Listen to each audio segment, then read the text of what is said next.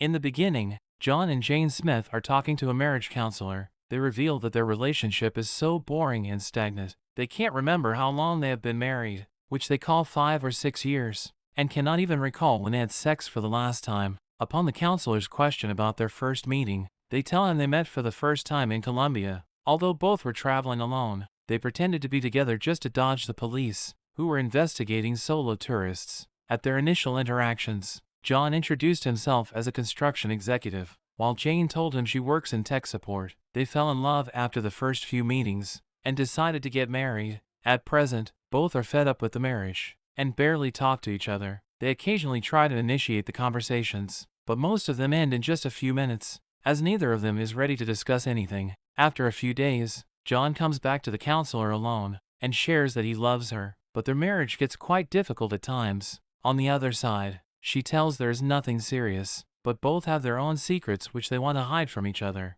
Their secrets are out soon, as it's revealed that both work as field operatives with different agencies, and are considered best at their jobs, as they never miss a target. As both work as secret agents, they are bound to keep up their appearances, so they often attend different get-togethers in the neighborhood. Although neither of them is interested in it, none of them has told the other about their real jobs, and try their best to hide them from each other. Both are hiding their secret weapons and other important stuff in safe places at the house, but the other does not know anything about it. Smith, who has established Smith Engineering Firm as his cover, performs most of his tasks from that company. One day as he arrives, he receives a call from his handler, who tells him about a DIA prisoner Benjamin Dans, aka the Tank, and orders him to kill him, because he might be a threat to the company's operations. At the same time, Jane is also instructed to kill Benjamin. While being transported from one facility to the other, she sets up explosives on the convoy's route, and decides to blow up the cars. As they cross the secret point set by her, before she can activate the explosive, John arrives in his Jeep, but she cannot recognize the face, and thinks it's a civilian. Soon she learns he is armed, and planning to attack them, so she shoots at him but he survives. As she tries to recognize him, the convoy arrives in the trap zone, but John fires at her hideout, detonating the explosive and destroying everything inside. She leaves on her bike, while he checks the debris, but can't find anything other than the laptop. John meets his friend Eddie, and tells him that a girl has destroyed his mission. On the other side, Jane gets angry with the stranger who messed up her plan. She receives a call from her boss, asking her to find him in 48 hours, otherwise she might lose her position. Meanwhile, John gets the laptop checked, and finds an address of a building in New York. He arrives at the building, but finds no one can enter without going through the security. As he stands there thinking of a plan, he comes across a label revealing it's Jane's office, and she is not what she always pretends to be. Jane also finds the truth about him. After watching a videotape of the incident, he calls her to find out if there's anything unusual, but she does not disclose anything. After arriving at the house at night, both get suspicious of each other, and stay alert while starting their dinner. They ask about each other's work, but both reveal they have been having some problems at the moment, but will sort it out soon. Both get alarmed by each other's intentions, thinking the other is on the mission to kill them. He brings in the gun to attack her, but she takes the car and drives away. Both want to attack each other, so when he spots the car, she tries to run over him, but he saves himself after jumping on it. Realizing that he might take a lead on her, she leaves the car, and it breaks down after crashing into the fence. He discusses the situation with Eddie, and tells that he does not trust her at all, because if she lied about her job, she must have lied about everything else. Kevin suspects maybe she was on the mission to expose him, which she finally did. Meanwhile, Jane also tells her friend about him, and she suggests killing him, afraid of his next move. Jane calls her team to check up our house and find clues about him. Soon, John comes back to the house, but finds out his secret weapons are already gone.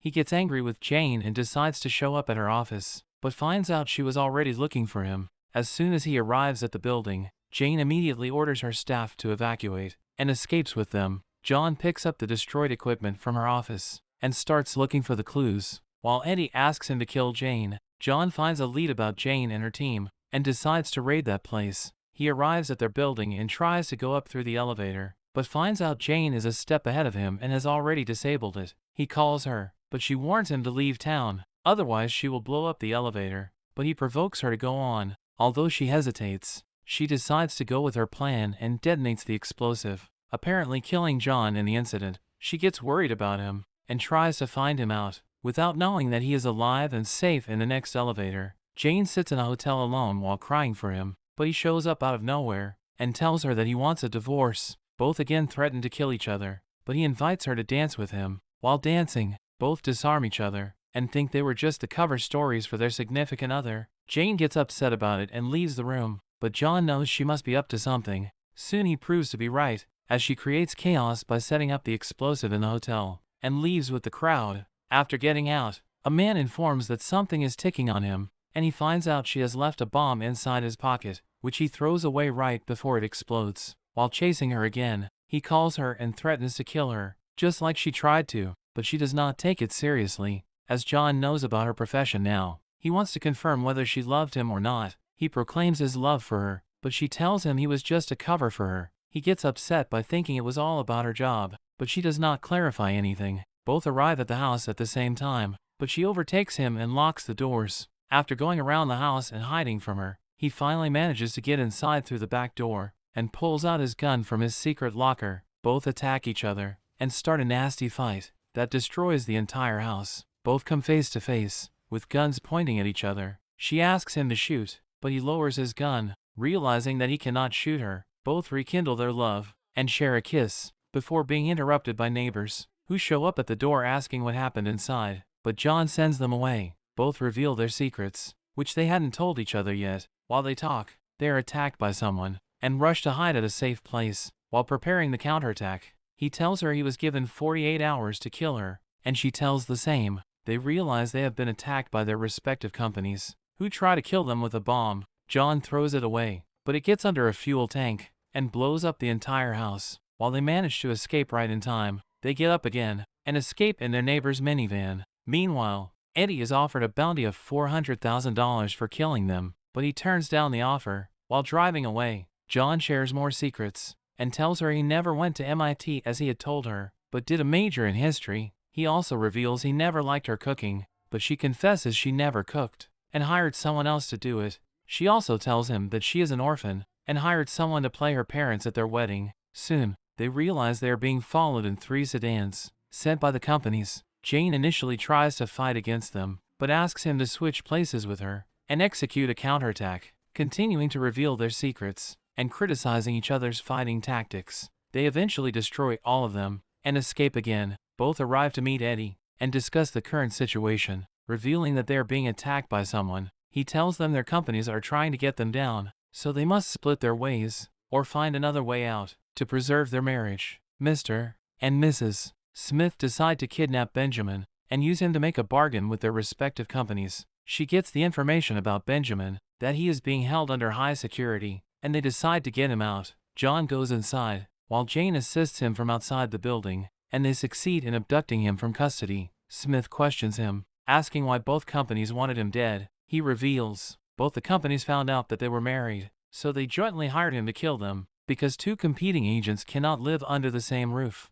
as it's against their interests. They realize Benjamin was just a bait to make them fight and kill each other. John finds a tracker from his belt, but before they can do anything, they are attacked again. While hiding, they decide to fight together against them, as John thinks if they run now, they would be running forever. Both jointly fight against them and defeat them all. In the end, they meet with the marriage counselor again and tell him that their marriage has been hard, but they work things through, and it's going great now. John urges him to ask the sex question again, and silently replies 10 to 10.